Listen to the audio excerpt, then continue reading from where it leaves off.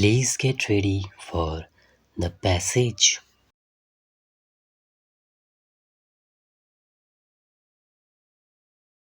Mr. Deputy Speaker, sir, the way my friend initiated the discussion on this issue, it appeared that he did not want to realize the gravity of the situation in the right perspective. He objected to the searches made of the refugees in Tamil Nadu, but he himself said that arms had been recovered from them and he was speaking against it.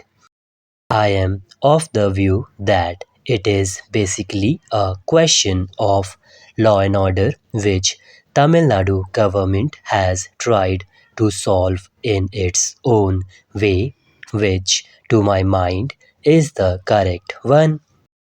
We are aware that the conditions in Sri Lanka are quite difficult and also how a state of confrontation developed between the people of Tamil origin and the Sinhalese.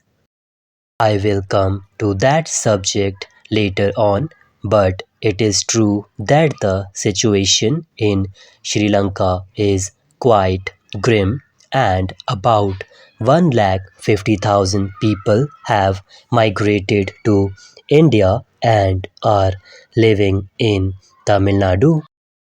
We can very well imagine the burden which has fallen on the Tamil Nadu government or government of India, but this will have to be conceded that the foreigners who flee to India either due to some crisis or as a result of atrocities committed on them have some responsibility.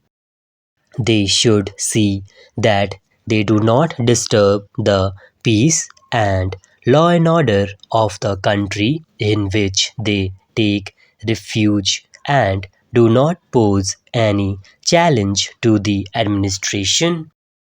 We have been observing in fighting among their different factions resulting in murder of one person. Keeping this in view, I think there was no other alternative before the Tamil Nadu government but to take stern action to maintain the law and order. Action taken by it has been praised by everyone, but it in no way means that anyone in this country supports the action of the Sri Lankan government.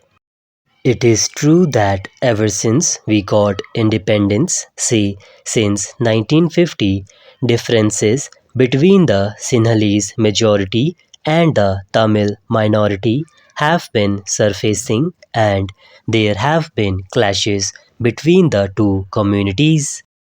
Later on, in 1956, with the declaration of the Sinhalese as the official language there, we are aware how the Tamil speaking people were discriminated against. All this resulted in riots which after 2 years assumed serious proportions resulting in heavy loss of life and property for both the communities. In addition to the language issue, Tamil's grievance regarding discrimination in the matter of jobs is also genuine. Even in areas like East and North provinces, which are predominantly Tamil areas, efforts were made to settle Sinhalese there gradually so that with the passage of time their minority may be converted into majority. No one could have accepted such a situation. With the same end in view, the Buddhists of other provinces who are in majority were given a special status and were also given preference in the matter of education and jobs. From this, it was felt that Tamils were being neglected in every field and were also being deprived of their rights. It was natural for the Tamils to harbor a sense of insecurity and apprehension. Sri Lankan government should have tried to resolve the issue, but what we see is that the steps taken by the government of that country to resolve the issue had adverse effect and the problem, instead of being solved, became aggravated.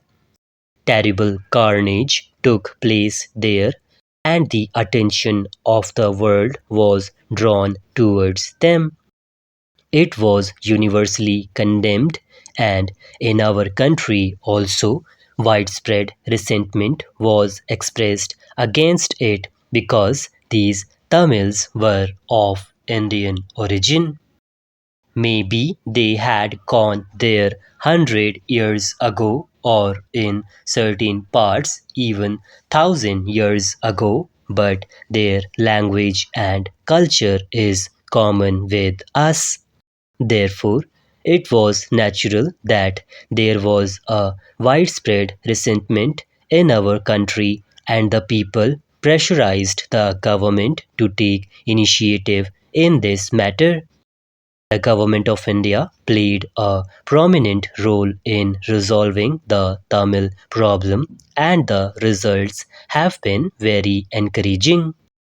These have made a good impact. We know that Sri Lankan government wanted that the disturbances should be quelled with police force and by use of arms, and they used the force so brutally that not only in our country but also in the entire world there was outcry against it, and the people condemned it. Now, a lot of progress has been made in meeting the demands of the Tamils. Tamil organizations want to establish their own state, Elam, under Sri Lankan government. The Sri Lankan government was not at all ready to concede it. But ever since the government of India started taking interest and talks were held, the results seem to be quite encouraging. In the beginning, Sri Lankan government was not at all ready to hold talks to come to the negotiating table because it wanted a military solution and not a political solution of the problem. But the efforts made by the Government of India to solve the problem broke the deadlock.